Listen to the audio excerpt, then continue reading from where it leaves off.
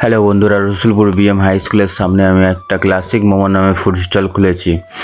গতকাল রবিবার ছিল, তাই প্রচণ্ড দোকানে ভিড় ছিল। একটু ভিডিও করার সময় পাইনি, তাই কাস্টমারদের রিভিউগুলোও নিতে পারলাম না। যেহেতু খাবারগুলো আমি নিজের হাতে প্রত্যেক দিন তৈরি করি, সেই জন্য খাবারের টেস্ট একদম সেম টু সেম রাখা সম্ভব হয়ে ওঠে না, হালকা 19-20 হয়ে যেতেই পারে, সেইটা আমি অবশ্যই ঠিক করে নেব। তো যাই হোক, প্রতিদিনের মতো চলে গেলাম বাজারে থেকে এসে মাংসের কিমাগুলো রেডি করে নিচ্ছি কাবাবের জন্য।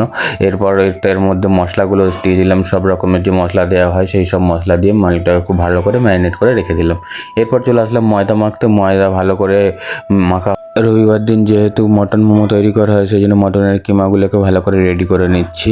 এরপর এদিকে চলে এলাম পেঁয়াজ কাটতে। পেঁয়াজগুলো ভালো করে কেটে এর মধ্যে নুন দিয়ে রসগুলো ভালো করে বের করে নিতে হয়। তারপর লিচিগুলোকে বেলে এর মধ্যে পুর দিয়ে সুন্দর সুন্দর শেপ করে মোমো তৈরি করা হয়। এবং মোমোগুলো যে স্টিম হওয়ার পর এগুলোকে আবার ভালো করে সুন্দর করে একটা একটা করে ছাড়িয়ে মেলে দিতে হবে, যাতে একটার সাথে একটা না ধরে যায়। তো তারপরে চলে এলাম এদিকে দোকানে এসে কিন্তু প্রচণ্ড ভিড় থাকার কারণে আমি একটু ভিডিও করার সময় পাইনি।